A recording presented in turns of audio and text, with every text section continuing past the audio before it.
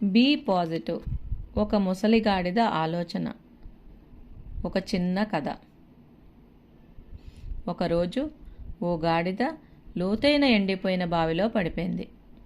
బయటకు రాలేక గాడిద గంటల తరబడి మౌనంగా ఏడుస్తూ ఉంది. రైతు ఆ గాడిదను బయటకు తీసేందుకు ఎన్నో మార్గాలు ఆలోచించాడు. చివరికి గాడిద ఎలాగూ ముసలిదైపోయింది, పనికిరాదు, అలాగే ఆ నీళ్లు లేని బావి వల్ల కూడా ఇక ఉపయోగం లేనిదని నిర్ధారించుకున్నాడు.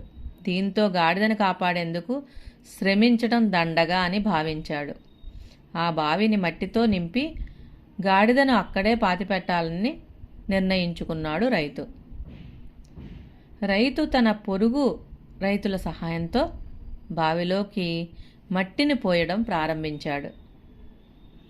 మొదట గాడిద భయంతో అరవసాగింది. కానీ కొంత సమయం తరువాత దాని అరుపులు ఆగిపోయాయి. రైతు బావిలోకి తొంగి చూడగా ఆశ్చర్యంతో ఆగిపోయాడు.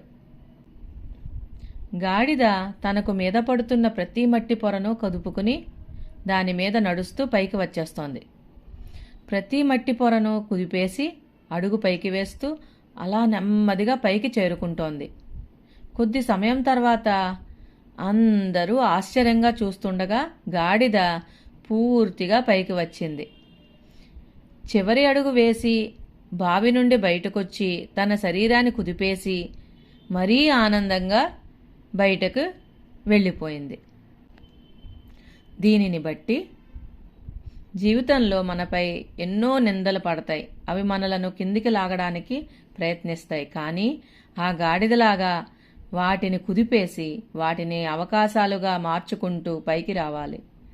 ప్రతి సమస్యను ఒక మెట్టుగా మార్చుకొని మన లక్ష్యాల వైపు అడుగులు వేయాలి. ఆనందంగా జీవించేందుకు 5 కీలక నియమాలు ఉన్నాయి. హృదయాన్ని ద్వేషం నుండి విముక్తం చేసుకోండి. క్షమించడం ద్వారా హృదయాన్ని హాయిగా ఉంచుకోండి. మనసును అశాంతి నుంచి విముక్తం చేసుకోండి. అసలు విషయాలపై దృష్టి పెట్టండి. జీవితాన్ని సులభతరం చేసుకోండి.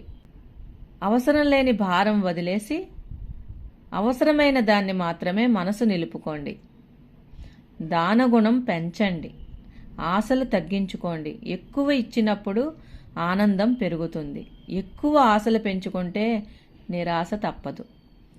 ప్రేమను పంచుకోండి. సమస్యలను కుదిపేసి ముందుకు సాగండి. ధైర్యంగా సహనంతో ఎదురు నిలబడండి. ఎంత లోతైన బావిలో ఉన్నా మీరు పైకి రావడానికి అవసరమైన శక్తి మీలోనే ఉంది.